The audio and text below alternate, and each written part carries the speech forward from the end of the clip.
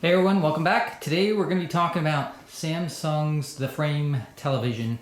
So if you're not familiar with this TV, this is a sort of a special TV that Samsung produces. It's a special series called The Frame.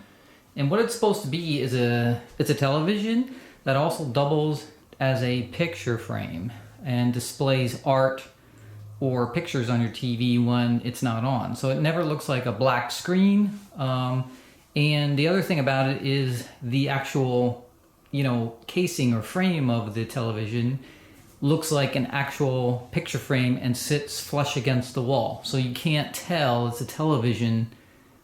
It just looks like a, framed picture that's on the wall. And then you can change the art as it's displaying. You can have like static art or rotating art or whatever you want to do on the television. And it has sort of a mat around it that looks like matted print or something in a frame. This is a QLED, so it's not a cheap TV. It's one of their higher end models. So they made it one of their QLED TVs, QLED. This one happens to be the 43-inch model, which I believe is the smallest one you can get, but they go, up to the normal sizes, 55, 65, etc. If you need a regular TV. I'm using this actually to display art and pictures and things like that, and then have a TV in my office at the same time if I ever want to just flick on the TV. But the thing about these TVs are the frame is kind of expensive from Samsung, and you really probably don't want to pay retail for it. You wait till it gets on sale. And they also come or sell a separate frame that goes around the sort of the ends of the TV if you want to change it from its standard black to like a light wood grain or dark wood grain or white or something like that to make it look like an actual picture on the wall. The thing about that is these frames, which are really just thin pieces of plastic, they're really not anything complicated, are extremely expensive, just ridiculously overpriced. And the TV itself, for the size, is also overpriced, kind of for what if you were just looking to get a regular 4K TV. These are 4K TVs, but they are a lot more expensive than another 4K TV you could probably get. Even in a bigger size, but it's because of this this artwork mode and the way it operates when the TV is actually turned off. It also has a separate box that is connected to the TV through a single, very thin cable. So it's a single cable that goes to the actual TV, and then the box is where you actually plug in the the power and the things like your cable box or anything that you want to plug into it to display on the TV. So it's an interesting concept, but they have this thing called the One Connect, which is just this very thin single cable that you would run in the wall or hide. So it looks just like a picture frame on the wall. Now there are other, they sell digital picture frames, but most of them, if you look online, are only going to be around 17 inches big. And I wanted a full frame to, we all got pictures, hundreds and hundreds, maybe thousands of pictures from all our travels and things we've done in life, and want to display them, but there's no good place to do it. And there's really no manufacturer that makes a full-size big frame, like a full picture frame on the wall. They're all just little tiny frames that you would put on like a coffee table or something like that. And there was two manufacturers, I think, that had something close to that. They were near like 30 inches big, like a full frame on the wall. One was a startup that I don't think is around anymore, so they're gone. You can't get that, and that was one of the better ones. And I think there is still a second one, but it's not that good. It has some issues and problems with it. So anyway, this was on sale for a pretty significant amount off, like $600 off, and they were throwing in a free extra frame, which is like another $300 option. So I saved about $900 off the price of it, and so that's why I grabbed it. This has actually been sitting around in my house here for like 6+ months because I've been doing other projects. So we're just going to get to it now and kind of open it up and see what it, how it works, and how you mount it on the wall and get it set up, and then the actual operation. All right, if we open it up, you can see a quick setup guide as you do anything else.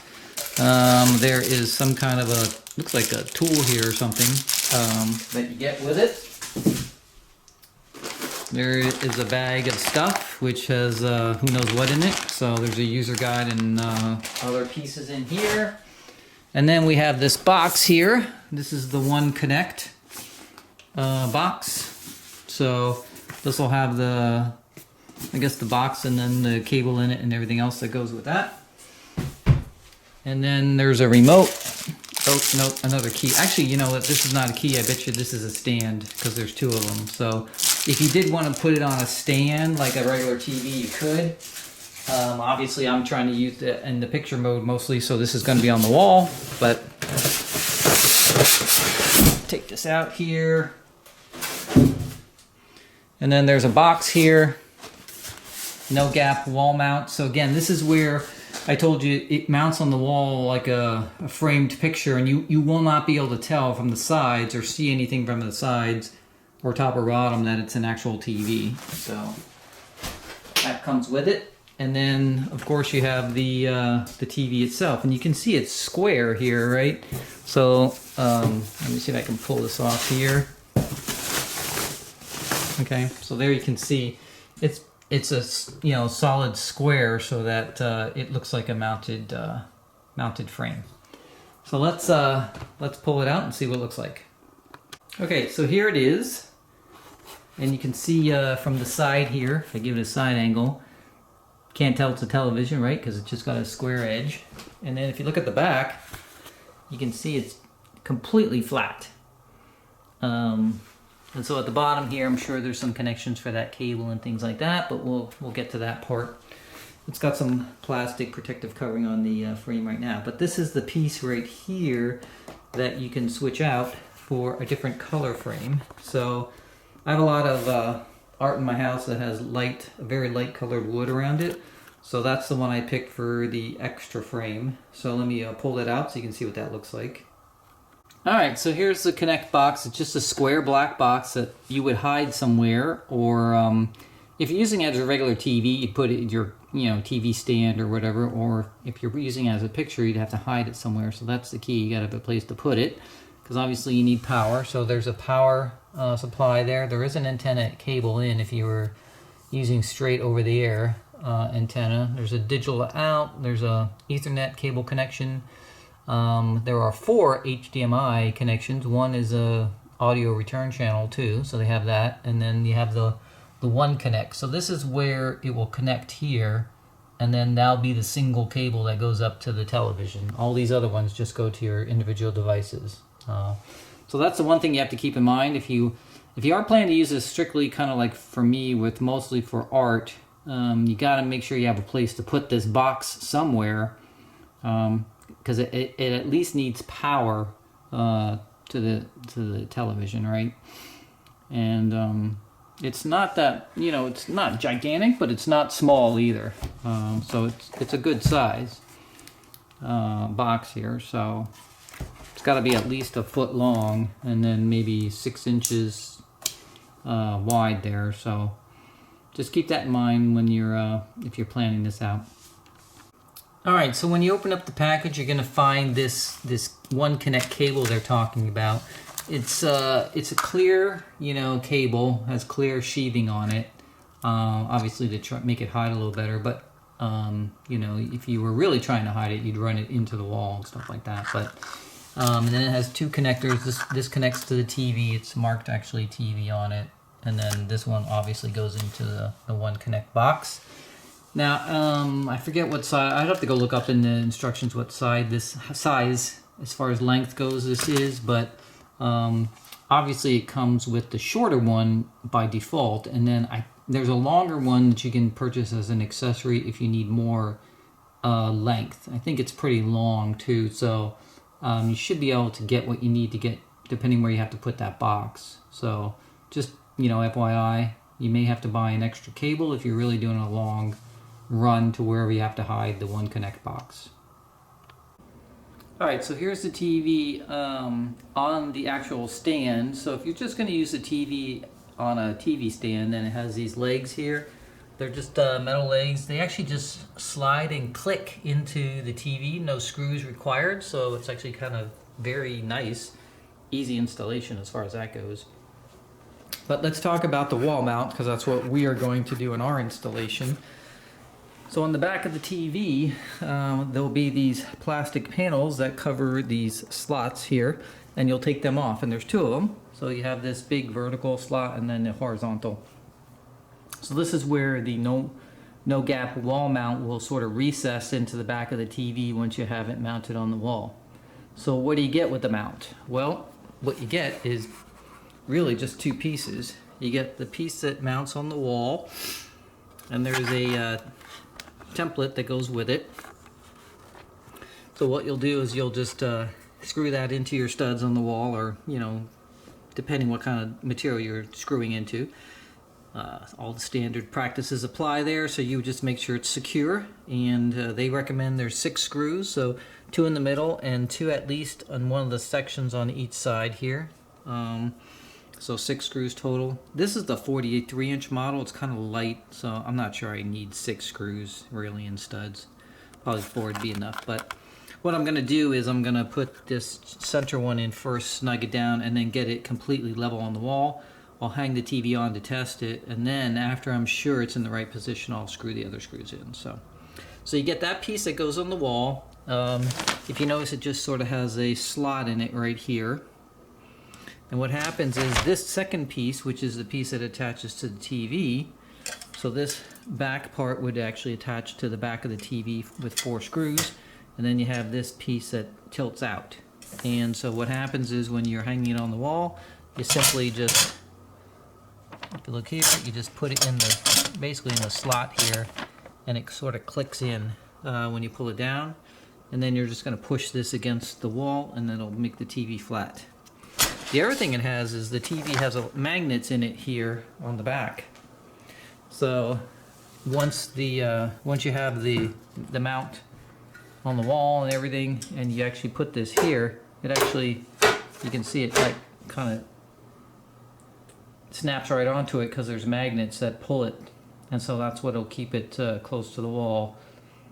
So you have 3 options basically when you're mounting it. You can do the no gap, which is what I'm going to do. You can also do a gapped mount if you need it for some reason. They have little feet that you can put them at the back of the TV. And then the third choice they have here is a tilted mount. So this, like I said, this piece here tilts, and it's pretty stiff. So it's not like it moves and just falls. It's a pretty stiff mount. I think if you loosen these 2 screws here, it'll release some of the tension on it. But regardless, that's all you're going to do. So that's all you need to do to mount the actual TV on the wall itself. And then simple lift up and hook this bar into that slot, and you're done. So we're going to get that mount on the wall, and then we're also going to run the wiring, which is that 1-connect cable in the wall. So you can see in the back here, it connects to this one slot right here on the back of the TV. You'll put a screw here just to make sure it doesn't go anywhere, and then it has a little like sort of thing, it routes it through here so you don't kink it, and then you'll just make sure you get a hole in the right position on the back of the wall, and then you can run it down through the wall. Because it's so thin and clear, you could also just run it straight down the wall. It's not too obtrusive if you wanted to, but that's up to you how you do it. But we're going to run it inside the wall in our case.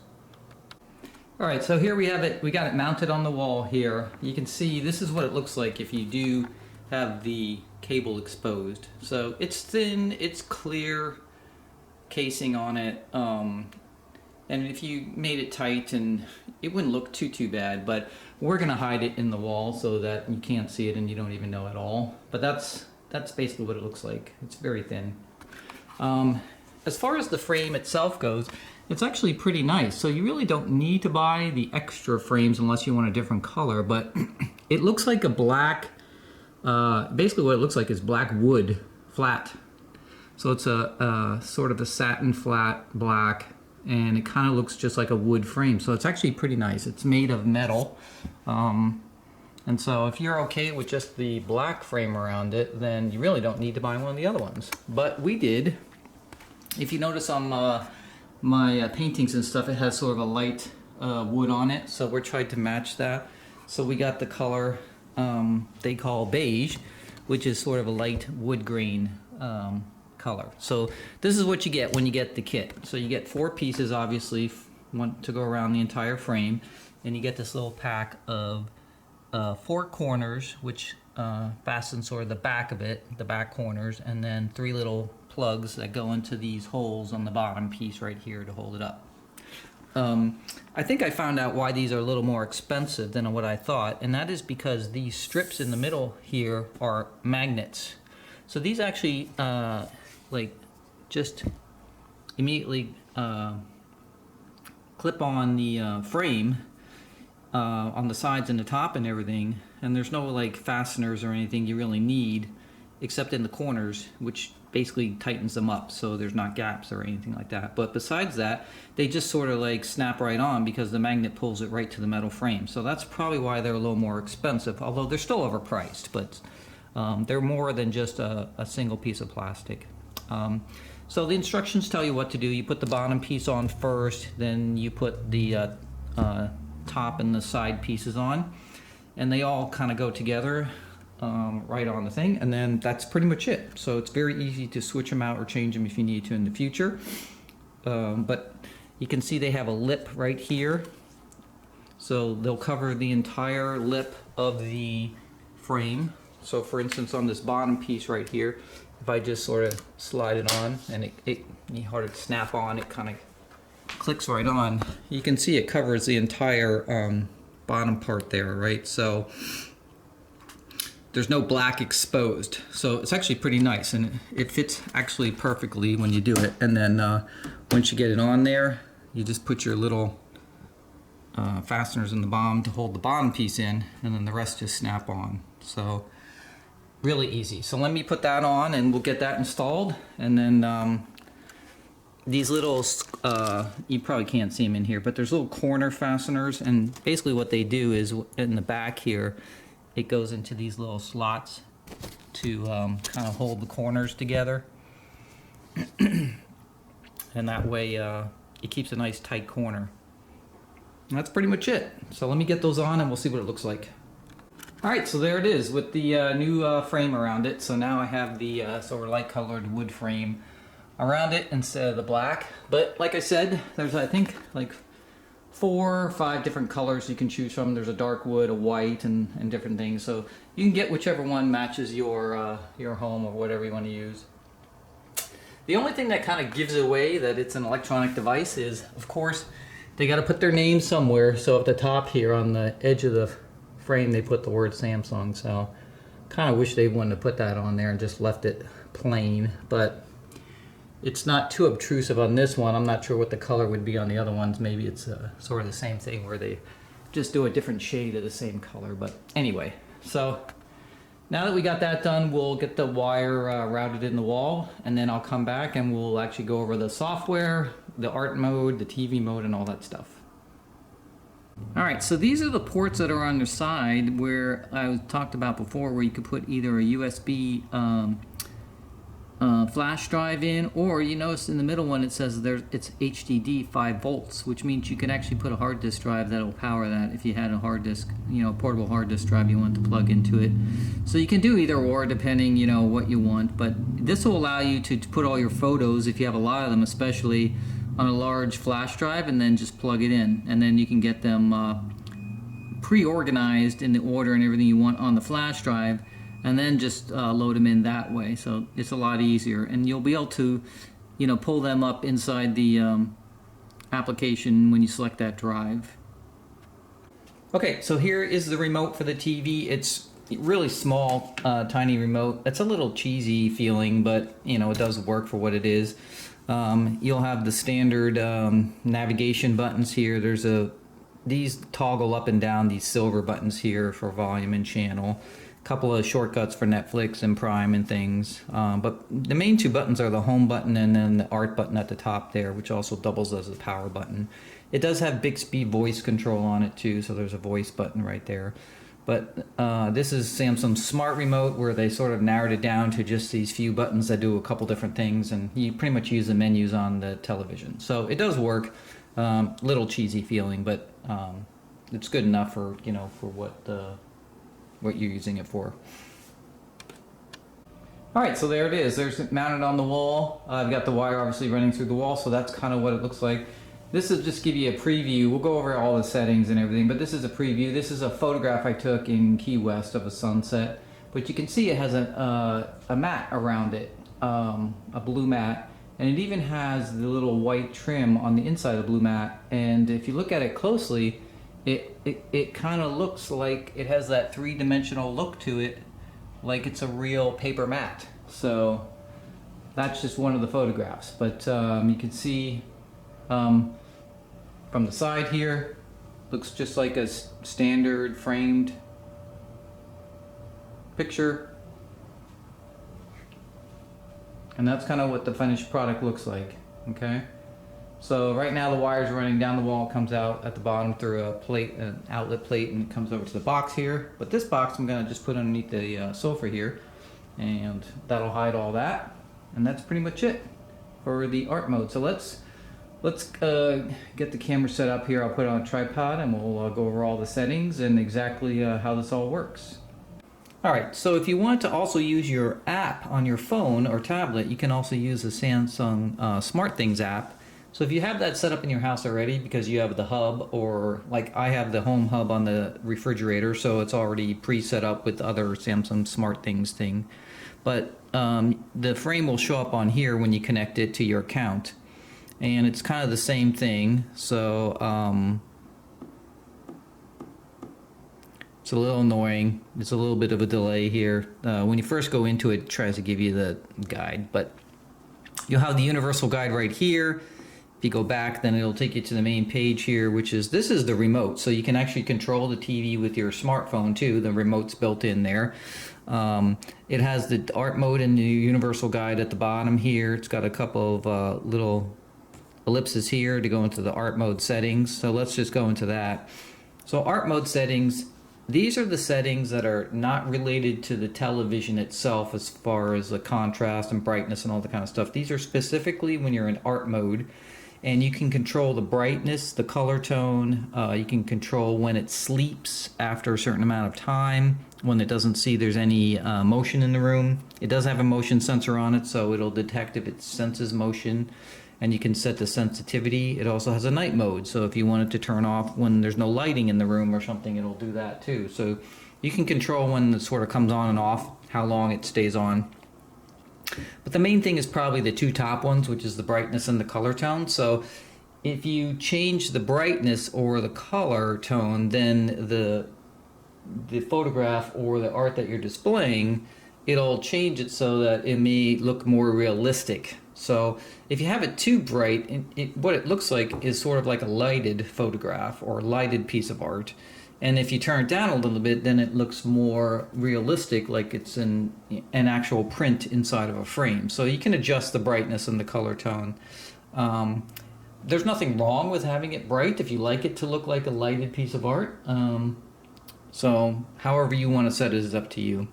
And then you can turn all these other settings off. That's all there is for the art mode settings. They're pretty straightforward and simple, so not a lot to worry about there on those.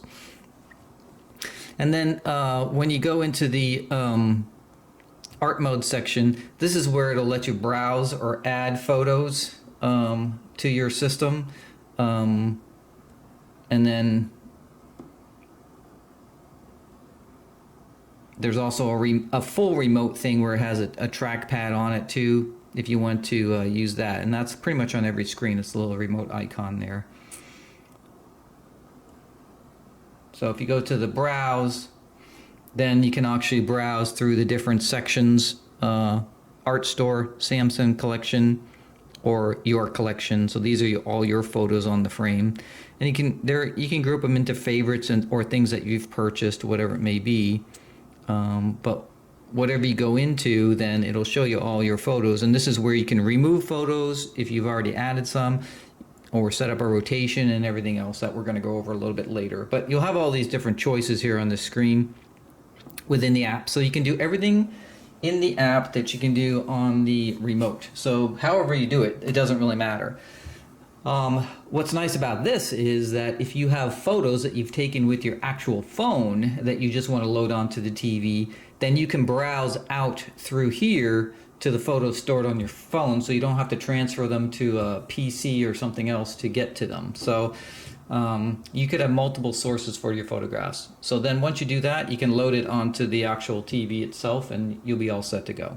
So just FYI, if you want to use your phone or tablet for a lot of the things here, you can too. There's, again, the Universal Guide will take you to the guide for free movies and all the free channels that they have on there, rentals and things like that. So they have all kinds of stuff inside the app itself, but it's all interconnected with the Samsung SmartThings app with anything else that you have in your home related to that. All right, so let's talk about the TV. So when you turn the TV on, pretty much it's going to pull up to the actual TV mode. Zelensky demanding payment of compensation.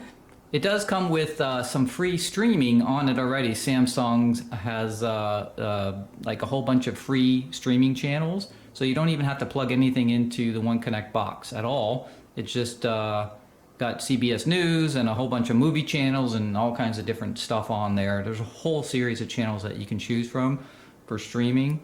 Of course, you can have your apps for Netflix and Prime and all these other things down here. So just pretty much like any other Samsung TV. And then you'll have all your standard settings for your TV as far as picture settings. So when you go into settings, you have picture settings over here, all the expert settings if you want to get into all the details stuff. Same thing with sound and everything like that. I will say the sound on this TV is actually really good. I was not expecting that, but it's actually sounds really good. It's pretty full sound on it for what it is. So, and then you know, have all the general settings for your network and you know, things like eco settings and all that kind of stuff. It does have Apple AirPlay too, so you can connect your Apple devices and display on the TV. So, has some pretty nice stuff on it as far as that goes. But of course, our main point on this whole TV is the art mode. So when you pick that choice, it's going to take you into the art mode options. And so, you know, if you've loaded photographs on here, you'd see your photographs loaded on here. And then also you can add more, obviously. Down here at the bottom, you can see it goes to My Photo. You can have favorites set up. You can also look at what's on the USB drive if you have one plugged in. Or a hard disk drive. So I showed you those before. You can save things to favorites, you know, so they have all those different choices. But the main thing is just to show you kind of how the photographs work. So I have a couple different scenarios here, but let me just pick one of these here. So if I pick this one right here, I'm going to go over to this. Let's see, we're going to pick this photograph right here. So this photograph is the original one I took with my camera, which is in 4:3 aspect ratio. And so if I go up to the options here where it says matte, you notice when I choose it, there's no choice for the matte except the shadow box, which is kind of just like a, you know, it's just like has a little shadow around it, and it puts the photograph, you know, on the TV exactly in the same aspect ratio as you took it. The only thing you can do is basically pick your matte color down at the bottom here. Now, there's only these matte colors. I would expect that hopefully they would add more in the future. I don't know why they have such a limited range of the colors, but this is all you can choose from as far as the matte colors. You can't choose anything else. So just FYI, that's all they have down here. And then once you actually pick a matte color, whatever it is, then when you hit the when you select it, it'll say set at the top, and when you hit the set button, it'll set it on the screen, and that's what it's going to look like when it displays. So in this particular case, I'm getting my full photograph, and you can't see it in the video, but if I look up really close to it, there's a very sharp detail in this photograph because of the way I took it. It's a really high resolution photo that I took with my actual camera, not a cell phone or anything, and it is super sharp. Now, The problem with this TV that a lot of people complain about is they want to matte these, right? And so how do you do that? Well, the only way that the software will recognize to do a matte, so you have the choices, is if the aspect ratio of the photograph is actually 16:9. So you have to make sure your aspect ratio is correct, okay? So in the instructions, Samsung actually recommends that the resolution be 3840 by 2160 or any 16:9 basic aspect ratio. So on my Sony camera, I can set it to 16:9 as the format and then have a very high resolution, and then anything I take with that camera then would fit on this TV automatically. If not, then you can use some photo editing software and change the resolution. So what I did here is on this same photograph, I actually used, I use PaintShop Pro, but you can use Adobe Photoshop or whatever. And I changed the aspect ratio of it to 16:9. I changed the resolution basically. And if I go into this one now as my options, you can see I have more options now. Now I can do a no matte, I can do a modern matte, or I can do the same shadow box. Okay, but if you notice the shadow box doesn't have those big spaces on the sides, it's pretty much the same format around the whole edge of the photograph. So if I could do the modern matte, and I'm going to set that one, you can see I get the photograph now. Now because I did it in the Photoshop software, it's not really distorted in any way as far as, you know, that you can actually see. But if I look really closely at it, it's not quite as sharp as the original photograph. It's probably not noticeable, but the other photograph was super sharp. I could see, you know, super sharp edges of the brick in this fort here, whereas the one that I did here, where I've sort of stretched it out, it was really what I've done right with the Photoshop, is I'm losing a little bit of detail on the photograph, but it does look a lot better when it's in the matte and it's filling the whole screen like that. So you have to kind of, if you're going to use this TV, because Samsung doesn't really give you any options, it's really a sort of a downfall of the software itself. Obviously, TVs now are all 16:9, so in order to fit photographs on them, you have two choices. You can either use some software to make it the correct size, or you can keep your original size. And if you don't mind that, and there's nothing wrong with this actually, because you're just displaying it as a photograph on the screen. There's nothing wrong with that shadow box with the large sides on the side of it. So it really depends if you want to have the matte or not have the matte. That's really the big deal. Now, on some of these other ones right here, you can see I had 3 vertical photographs where when I choose the matte option, I get this, what they call the triptych matte, which really means that it saw that I picked 3 photographs and they're all vertical. So now I can put them in this sort of this triple matte. And that way, again, because you're on a 16:9 television, when you select it, right, all my photographs stay in the right aspect ratio because they're all verticals, right?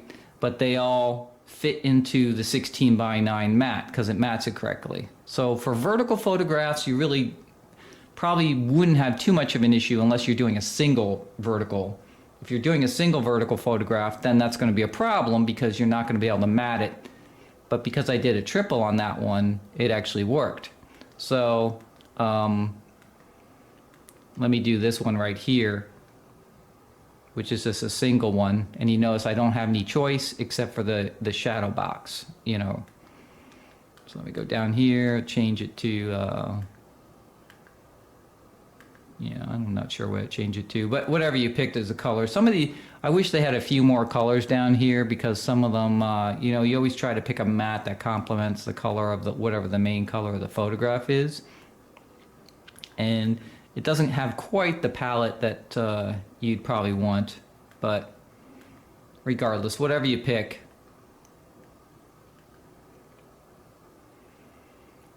that's what your vertical photograph would look like. So you're really just getting the main photograph. It's a lot bigger, obviously, than the smaller ones when they're triple matted, but which ones look better, that's up to you, when you're actually going through the software and picking your choices. I find the triple matte is actually pretty nice because, this is a 43 inch. If you got the bigger one, it'd be even bigger, but these are like, full like size, what they would be if they were photographs, right? So it still looks great on here, and you're not losing any resolution in the picture. They're not getting stretched or anything like that. So really up to you, how you do it. But there is that sort of limitation where you have to be sure that they're sized correctly. So if you have hundreds and hundreds of photographs you want to put on here, you're going to have to obviously get them all sized correctly, or just if you're okay with them without the matte, that's fine too. So you can see this lets me go over to my USB drive right here. And then when I'm on my drive, it's a little clunky. So you have to go up to the top here, hit the save. And when you hit save, then you actually click the choices of the photographs that you want to put on the television. And then once you check them, whatever it may be, then you have to go up again to cancel. Then you have to go over to save my photos. It's really kind of clunky as far as getting the photos saved. So I would recommend getting all your photos on your USB drive, getting everything organized the way you want it. And then once you do that, then you can get them all saved. It doesn't have a select all, which is, again, one of the sort of I think a design defect where if I have hundreds of photographs, I'm going to have to click each and every one of these to save them. So a little bit of a pain to do that.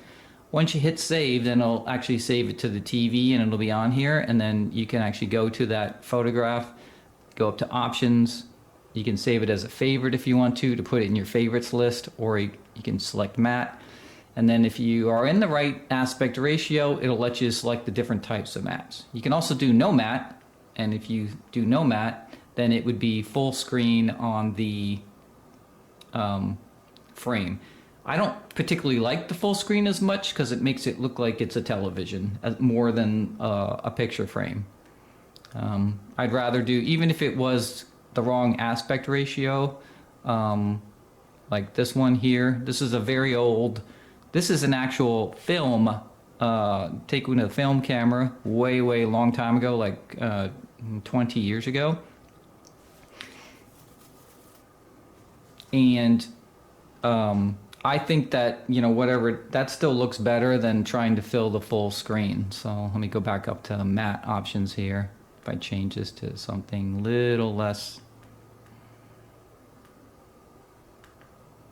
now let's do the late here. Okay. So this is a very old photograph, so it's obviously not as crisp and clear as a modern digital camera would take, but I think that still looks better than trying to fill the full frame with it, when then it just kind of looks like a TV. But that's just my personal opinion. So, and then when you actually have your photograph selected, then you can also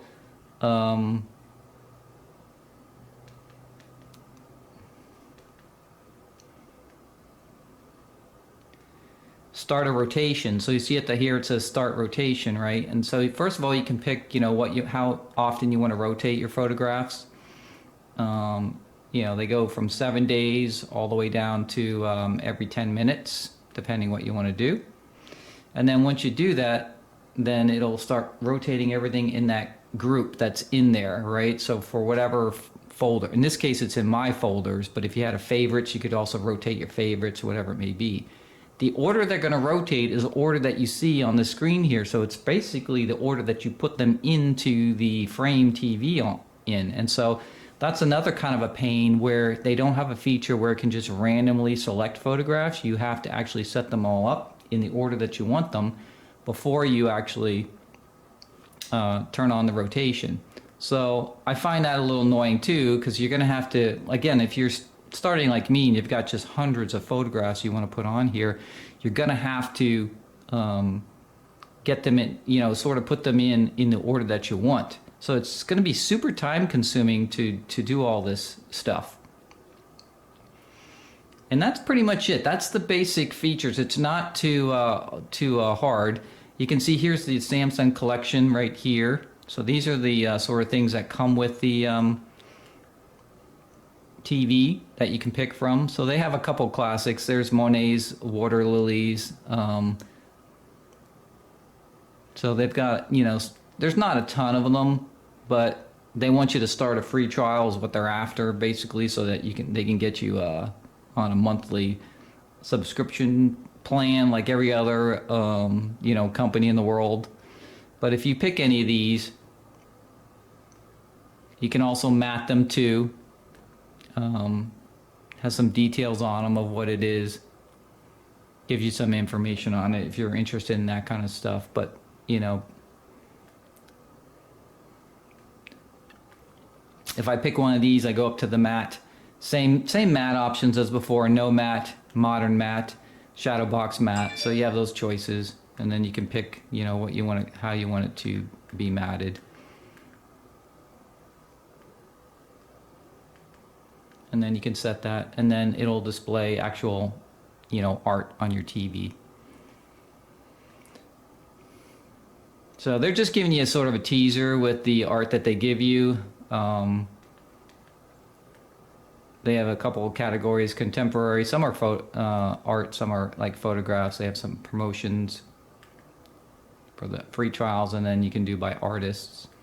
They also have the art store itself. Now, I thought that you could actually select art by itself, but they want you to start a free trial, so I don't know about that. I thought you could just pick art and just buy individual pieces, but I'm not sure. So I don't want to sign up for a free trial, because it's always, you got to sign up and they get your card and then you have to cancel. So, but anyway, that's the way it works. And then there's a recents for all your recent stuff that you've had on the TV. So at any point you could bring up anything that you want to see on the TV as far as your photographs or art, and then set those. But I'm going to set it up so that basically it just rotates all the pictures from all my travels and my life, and just every day it'll come up with a new picture or photograph as it goes around it. And so that's pretty much it. So that is the main points of the Frame TV.